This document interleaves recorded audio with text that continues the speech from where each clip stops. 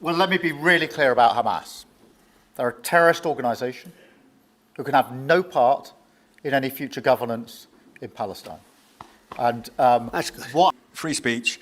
Your Vice President Vance said that free speech is under attack in the UK. Do you agree with him? And Prime Minister, we saw the dismissal of a very well-known chat show host in America last night, Mr. Kimmel.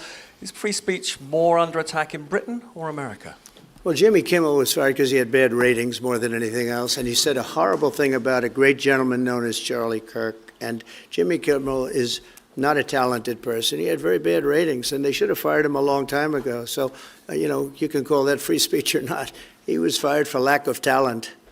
Yeah, please, go ahead. Yeah, I mean, firstly, on the question of Charlie Kirk, can I just express how shocking that is, I think, to everybody who believes in free speech and in democracy.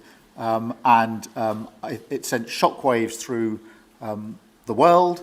And I know that he was a friend of the president, and I reached out straight away to the president because I understood how impactful it'd be on him and his family.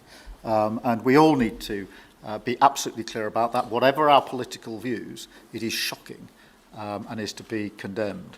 Thank you both. Jack Elson from The Sun. Mr. President, in the 9 months you've been in office, you've been incredibly successful in all but eliminating crossings on your southern border. Yeah. Meanwhile, illegal migration is at record levels in Britain. The Prime Minister is trying to tackle that. What advice would you give to the man standing next to you on trying to stop illegal migration in Britain? And Prime Minister, if I can just ask, the President is all about drill, baby, drill in terms of trying to secure American energy and cut bills for Americans. Meanwhile, you are turning Britain's back on oil and gas in favour of renewable energies, such as wind turbines. Why do you think that you are right and he is wrong? So we had millions of people flowing in, totally unchecked, totally unvetted from the Biden administration. 25 million, in my opinion, that would be about 25 million. They came from prisons, they came from mental institutions, they were gang members, they were drug dealers. They came from the Congo. They came from all parts of South America. They came from everywhere. Think of it, prisons from the Congo being released into the United States. Prisons opened up in Venezuela and many other countries pouring into the United States. And I couldn't believe it. One of the reasons I decided to run. I decided to run because I don't want to be controversial, but you see what's happened and you see all the information that's come out. We won in 2020 big. And I said, let's run, we got to run, because I saw what was happening. And the worst thing that I saw was all of these people. We've already solved inflation. We've solved prices. Oil is way down. Energy is way down in the United States. But what I saw happening with millions of people pouring into our country, I couldn't stand to watch it. And we've done a great job. Nobody, if you've seen the last, I appreciate your question, by the way, nobody, absolutely zero, and I'm not even sure that's possible, but it's a very liberal group that come out with those statistics. The last 3 months, we had zero. From millions of people a year ago, we had zero people enter our country illegally. And we do have people coming in legally through a legal process and testing and lots of other things. I think it's very important, and we speak about it, and I think your situation is very similar. You have people coming in, and I told the Prime Minister I would stop it, and it doesn't matter if you call out the military, it doesn't matter what means you use, but it's going to destroys countries from within.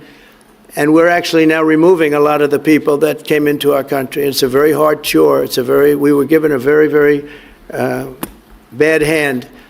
Millions of people came in from prisons and mental institutions. We have to remove them. And we are removing them. We have no choice, and I feel very strongly about it.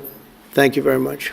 Jack, let me just deal with the question of returns, because this is obviously an issue we're taking incredibly seriously. We've struck a number of deals both on cooperation with other countries, because this is a problem right across Europe, to tackle the problem of actually breaking up the gangs that are running this trade. We have had a record number of returns, over 35,000 now since we came into office. That's the highest number for the best part of 10 years.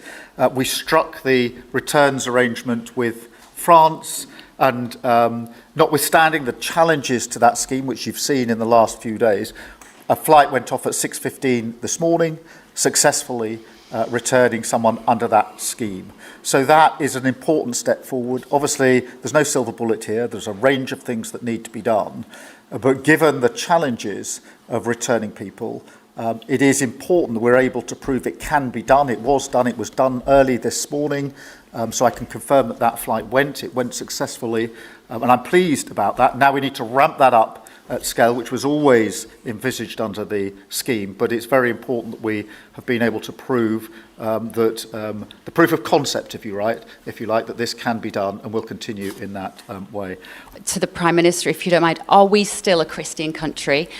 But also... When you say we, are you talking here or? Here. The Here? UK. I'm still British. I might I'd live in rather America. have I'm him still answer British. that question. But also, I can't give you that answer.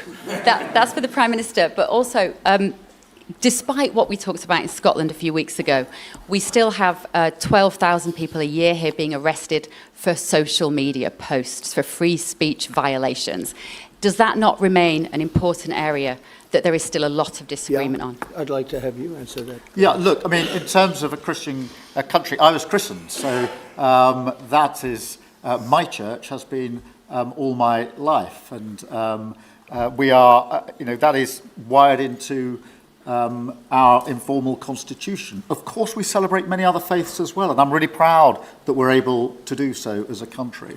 And on free speech, that has long lived in this country, free speech. It's one of the founding values of the United Kingdom, and we protect it jealously and fiercely, and always will, and we will bear down on any limits on free speech. I draw a limit between free speech and the speech of those that want to peddle paedophilia and suicide social media to children, and therefore I'm all for free speech. I'm also for protecting children from things that will harm them, paedophiles, those that peddle suicide, which has had a terrible consequence for individual, particularly teenagers. And so that's the balance we strike. But we have had freedom of speech in this country for a very long time, and we will always protect it. Thank you. The elephant in the room, Lord Mandelson, he is no longer the ambassador. Do you have some sympathy with him that he lost his job over historic links to Jeffrey Epstein? Thank you very much, sir. I don't know him, actually. I had heard that, and... Thank you very much. It was beautifully stated. What a beautiful accent. I'd like to have that accent. Thank you. My mother would be proud. Thank you.